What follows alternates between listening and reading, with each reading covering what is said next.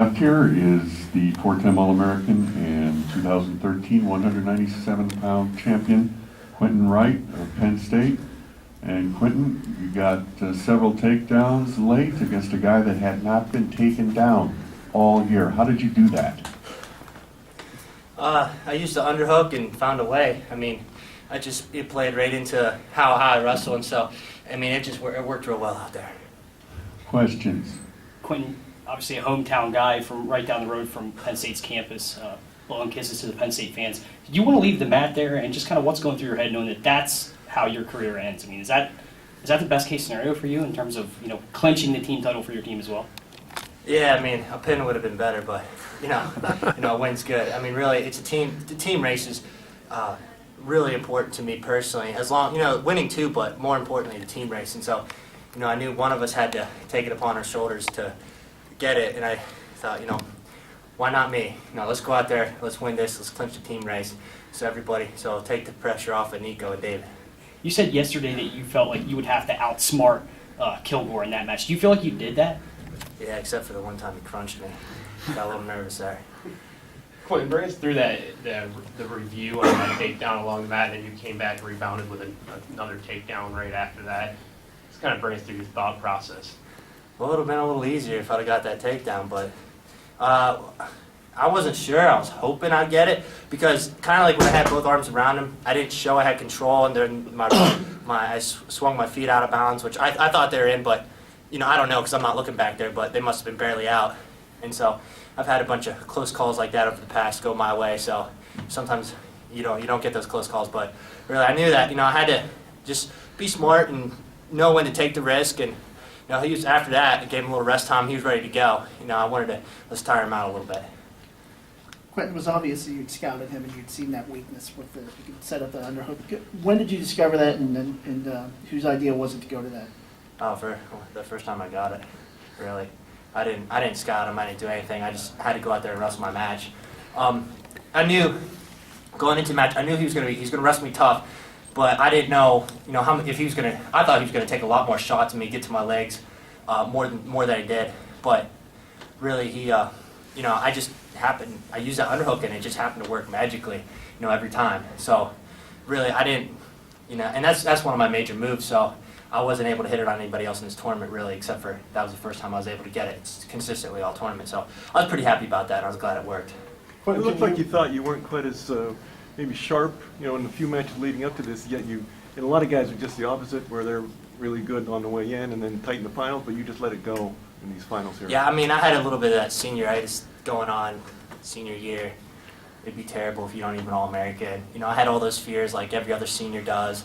And everybody goes through, and I really at the beginning I had to fight that, and I know the people who I was trying to force the underhook too much throughout the first 2-3 matches there, well definitely the first two, and that's why scores were so close because I just kept looking for the underhook because that's the easy takedown, but really it wasn't there. I needed to do a bunch of other things, and those guys, they scouted me real well. They stayed low, they didn't take a shot, but they did what they had to do to try to beat me. So I started out fighting myself there with the fear of not being an All-American, not being a four-time, and I had to really combat those doubts, push those aside, and the coaches helped me out, talking me up, my teammates helped talking me up, but then really, after I made it to the semis, then pressure was off. I'm four-time All-American in 3 different weight classes, Penn State, all at Penn State, and let's finish it strong. I want to take you back to your sophomore year, an interesting year when you won your national title. Really nobody in their right mind would have thought you would have won that year. I think you got pinned in your last dual meet, and then you made that magical run through the Big Ten tournament and then the NCAA tournament. Really, you were the reason that Penn State won its first national title since '53. Compare that year where you did everything wrong going into the NCAA tournament and this tournament where you go undefeated and win it. What's the difference between the two? Really, it's the same attitude is what happened. That year was a lot of growth for me. I was dealing with a lot of personal struggles that year, and the coaches, my family, my wife now, and her family really helped me get through that tough period where, at the time when I was sophomore, I just thought I thought I was worthless because my whole life I was wrestling, and a lot of times with athletes you base a lot of what you do on wrestling. So really, what I turned is I turned to my faith. in Jesus, I asked the Lord, I was like, what's wrong here? He said, just be patient and keep persevering. And that attitude taught me, just be patient, keep persevering. That attitude, that I learned through reading the Bible, and my teammates really coached me up after all those losses. I just kept persevering no matter what, no matter if I was losing. I just kept plugging away, getting 1% better every day. And then I had that magical run there through sophomore into nationals. I found a way to win. And so I used that attitude last year. I had a few more struggles like that, but I used that year really set me on a basis to who I am today. Last year, especially that year, a little bit last year, losing in the finals, dealing with those doubts and stuff, tweaking a few things, made it possible to go undefeated this year and beat the people that I did. Quentin, Ed was in here just a little bit ago talking about the unusual nerves that he felt watching 74 unfold.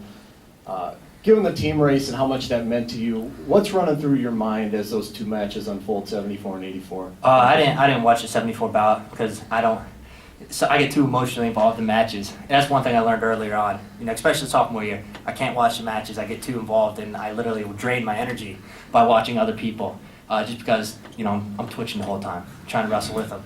So I didn't watch 74. Then I watched Ed, and it was inspiring to get that major with 6 seconds left. It was huge, huge for a team race. So it's relaxing to watch Ed. Let's say that. He helps out a lot with those nerves. But really, I try not to watch, especially in the tournament setting. Dual meet, I can't help it so much, but in the tournament setting, I try to focus on myself because I know the best I do is going to be the best for the team. Quentin, when you're out there on the mat, it looks like you really enjoy wrestling, that it's something that it's not just something you do, it's something you have a passion for. Do you see a future for yourself as an athlete now at the end of the college journey? Oh, definitely. I really had to learn to work how to wrestle folk style, freestyle, Greco. I love. Greco was my first love. I absolutely love it. But then I think a long time ago my dad said that, well, if you're going to be good at folk style, you better be good at freestyle. You can throw people, but you got to be able to take them down because you can't throw everybody. So, I started learning how to take shots and take people down. But, when coaches say, hey, it's whatever you want to do today, I go out and get the crash pad and I start throwing people. And then they enjoy it as much as I do because they're not landing on a hard mat. So, I definitely see myself wrestling freestyle definitely for a little bit because that's a little bit more the wild way I wrestle. Quentin, congratulations. Well, thank you.